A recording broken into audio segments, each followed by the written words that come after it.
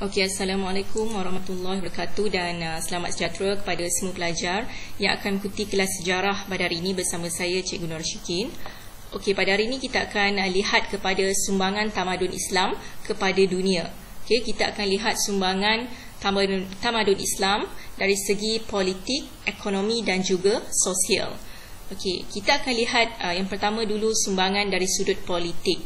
Okey, melalui kehidupan bernegara. Okey, melalui kehidupan bernegara, Nabi Muhammad SAW menyelesaikan masalah rakyat melalui Perlembagaan Madinah ataupun dikenali sebagai Piagam Madinah. Jadi dalam kehidupan bernegara ini, Nabi Muhammad SAW telah memperkenalkan, telah merangka peraturan-peraturan yang perlu diikuti oleh masyarakat Madinah, demi mencapai perpaduan dalam kalangan masyarakat Madinah. Ini adalah antara sumbangan politik yang pertama. Dan Perlembagaan Madinah ataupun Piagam Madinah ini menjadi antara perlembagaan yang pertama ataupun yang mengandungi peraturan yang pertama yang diikuti oleh negara ataupun tamadun-tamadun lain selepas wujudnya Perlembagaan Madinah ini. Okey, kemudian kita lihat yang kedua dari segi sistem syura. Okey, apa itu syura? Syura ini dalam bahasa Arab, dalam bahasa Melayu bermaksud mesyuarat. Jadi syura ini, sistem syura ini juga telah diperkenalkan oleh Nabi Muhammad sallallahu alaihi wasallam dalam mencapai kata sepakat, dalam mencapai kesepakatan. Diadakan untuk mencapai keputusan mengikut suara teramai ahli. Bermaksud dalam mesyuarat ini dia akan lihat keputusan paling banyak, keputusan paling ramai, keputusan majority. Jadi syura ini ialah mesyuarat. Kemudian yang ketiga adalah dari segi konsep ummah. Konsep ummah adalah masyarakat disatukan tanpa mengira agama dan keturunan. Ummah ini merupakan masyarakat lah. Dalam bahasa Melayunya adalah masyarakat. Dalam negara Madinah, dalam Madinah, dia bukan saja orang Islam, bukan saja orang Islam yang menjadi masyarakat Madinah pada waktu itu, tetapi ada juga orang yang bukan beragama Islam. Jadi Nabi Muhammad SAW telah menyatukan masyarakat sama ada Islam dan bukan Islam dalam satu konsep, iaitu konsep ummah. Kemudian yang keempat, pemerintahan dan cara hidup yang adil. Adil kepada semua tanpa mengira agama dan keturunan. Ini adalah konsep-konsep yang dibawa oleh Nabi Muhammad SAW melalui sumbangan politik. Dan seterusnya lah digunakan oleh tamadun-tamadun lain ataupun negara-negara lain selepas itu. Kemudian dari segi sumbangan ekonomi, kita lihat yang pertama, amalan ekonomi Islam yang pertama adalah melarang amalan riba. RIBA. Riba ini adalah faedah berganda yang membebankan. Contoh, kalau kamu pinjam duit pada seseorang, kamu pinjam RM10, kamu perlu bayar pada dia RM20. Itu adalah menjadi salah satu amalan riba, amalan yang di mana membebankan, faedah berganda yang membebankan. Amalan itu adalah amalan yang dilarang lah, yang haram dalam Islam. Kemudian amalan ekonomi Islam seterusnya menegah penindasan dan penipuan. Seterusnya yang kedua adalah dari segi institusi Baitul Mal ataupun institusi kewangan, di mana dari sudut sumbangan ekonomi, apa sumbangan ekonomi ini adalah melalui zakat, harta negara contohnya cukai perdagangan, harta hak milik umat Islam contohnya sedekah, kemudian melalui peperangan, pelaburan dan segala harta yang tidak berwaris. Ini adalah fungsi institusi Baitul Mal. Kemudian yang ketiga, yang ketiga adalah memesatkan gedung-gedung perniagaan. Kedatangan Islam ke Sepanyol telah menyebabkan terbinanya gedung-gedung perniagaan yang bertapak di Sepanyol. Jadi ini adalah antara sumbangan ekonomi Islam, zaman di mana zaman kepesatan tamadun Islam. Dan seterusnya adalah menyediakan kemudahan asas. Orang Islam telah memperluas pembinaan sistem saliran dan sistem pengairan.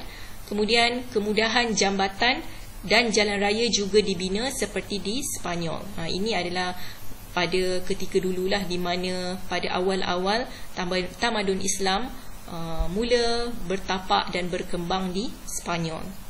Ini adalah sumbangan dari sudut ekonomi. Kemudian kita lihat sumbangan dari sudut sosial. Dari sudut sosial yang pertama, Islam mengangkat kedudukan dan maruah wanita. Maksudnya perempuan, kedudukan wanita, kedudukan perempuan diangkat. Kalau zaman sebelum Islam datang, wanita ataupun perempuan dipandang rendah oleh masyarakat. Hanya lelaki saja diberikan tumpuan utama. Tetapi apabila Islam datang, Islam mengangkat kedudukan dan maruah wanita. Wanita mempunyai peluang untuk mendapatkan pendidikan dan juga menghadiri majlis ilmu. Ini adalah antara bagaimana Islam mengangkat kedudukan wanita. Kemudian yang kedua adalah dari segi teknik penyelidikan saintifik, di mana tamadun Islam telah membantu dari segi perkembangan industri pengeluaran barangan, contohnya industri kertas, kemudian penyelidikan dari sudut pertanian, sistem pengairan, pemilihan benih dan baja yang bermutu. Ini adalah sumbangan dari sudut penyelidikan saintifik. Kemudian kita lihat kewujudan pusat kegiatan intelektual. Ini bermaksud kegiatan intelektual ni adalah kegiatan yang berkaitan dengan ilmu, yang berkaitan dengan pengetahuan, yang berkaitan dengan pendidikan. Kewujudan pusat kegiatan pendidikan, ilmu, pengetahuan, itu termasuk dalam intelektual. Jadi semasa kerajaan Bani Umayyah memerintah, masjid dijadikan institusi pendidikan. Masjid-masjid bukan saja untuk tempat beribadah, tetapi juga dijadikan tempat untuk menimba ilmu, untuk mendapatkan pendidikan. Kemudian istana khalifah, istana juga turut dijadikan pusat kegiatan pendidikan. Dan yang ketiga, para pengkaji ataupun pelajar dari pelbagai pelosok Eropah telah datang belajar di universiti Islam dalam pelbagai bidang, dalam bidang sains dan falsafah terutamanya. Jadi ini adalah antara gambar masjid. Masjid ini adalah Masjid Cordoba. Masjid Cordoba di Cordoba yang menjadi pusat intelektual, yang menjadi pusat untuk menimba ilmu, untuk menimba mendapatkan pendidikan oleh masyarakat Cordoba dan juga masyarakat di sekitar Eropah. Ini adalah salah satu fungsi masjid pada ketika dahulu. Seterusnya kita lihat pula kepada ini adalah pakar-pakar ilmuwan Islam, pakar-pakar pendidik. Ini kalau dalam zaman sekarang ni dikenali sebagai contoh profesor, pensyarah-pensyarah, doktor dan sebagainya. Jadi dulu tiada gelaran tu. Jadi dulu lagi pada zaman peningkatan tamadun Islam lagi telah muncul ilmuwan Islam dari sudut ilmu sains dan kimia, kemudian dari sudut perubatan, falsafah, astronomi dan falak, geografi, matematik dan pelayaran. Ini kamu boleh lihat di muka surat 180 dan juga 181. Kita akan pergi satu persatu. Kalau dalam bidang ilmu sains dan kimia, tokoh dia adalah Jabir bin Hayyan. Dia telah menghasilkan sebanyak 80 buah karya. yang berkaitan dengan perubatan dan kimia. Okey, kemudian dalam bidang perubatan, Ibn Sina merupakan tokoh perubatan dan ahli falsafah yang masyhur dengan bukunya Al-Qanun fi Al-Tib. Okey, ini adalah berkaitan dengan Ibn Sina.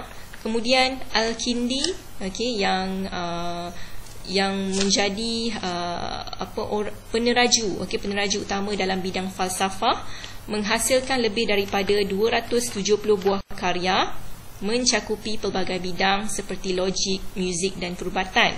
Kemudian dalam bidang astronomi dan falak, tokoh dia adalah Al-Battani. Beliau memperkenalkan asas ilmu trigonometri. Kemudian beliau juga telah menulis buku astronomi. Kemudian dalam bidang geografi, tokoh yang terkenal iaitu Al-Biruni. Kajian utama beliau adalah dalam bidang kartografi, iaitu peta dan juga geografi. Ini adalah sumbangan Al-Biruni.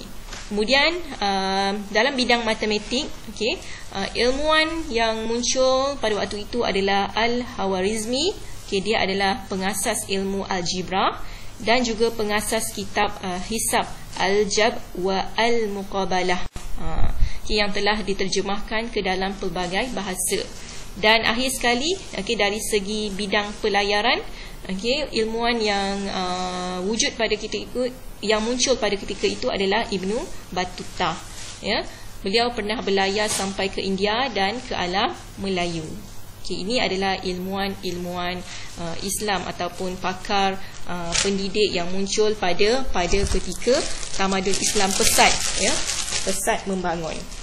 Kemudian kita lihat pula kepada seterusnya sumbangan tamadun Islam dalam bidang seni bina. Nanti kamu boleh lihat sendirilah, baca sendiri, reka bentuk seni bina Islam. Antara ciri-ciri seni bina Islam, yang pertama adalah mempunyai ruang cahaya untuk keselesaan beribadat. Ini adalah di muka surat 182 buku teks. Kemudian terdapat ruang yang memisahkan lelaki dan wanita. Bermaksud lelaki dan wanita tidak bercampur. Maksudnya lelaki dan wanita diasingkanlah dalam satu tempat. Kemudian reka bentuk ruang sesuai dengan iklim setempat, binaan yang kukuh, selamat dan tahan lama, dan seterusnya adalah berunsurkan luahan perasaan, hening dan aman. Kemudian kita lihat ini adalah antara ciri-ciri lain lah. Pembinaan menara, mihrab dan mimbar. Kemudian menggalakkan perhiasan yang indah, menghasilkan keunikan reka bentuk. Ini nanti kamu boleh lihat sendiri. Contoh ini ada dalam buku teks muka surat 182 dan juga 183. Kemudian kita lihat kepada muka surat 184. Seni bina Islam mempunyai elemen estetika, dan seni bina Islam juga menyesuaikan reka bentuk dengan iklim setempat. Ini adalah contoh di Melaka, Masjid Tengkera di Melaka. Dan seni bina Islam juga menyesuaikan seni bina dengan budaya setempat. Ini adalah seperti di China. Ini adalah gambar Masjid Huangshengxi di Guangzhou, China. Kemudian ini adalah masjid di Turki dan juga masjid di India. Jadi seni bina itu adalah mengikut budaya setempat. Dan habis bab 8 pada hari ini.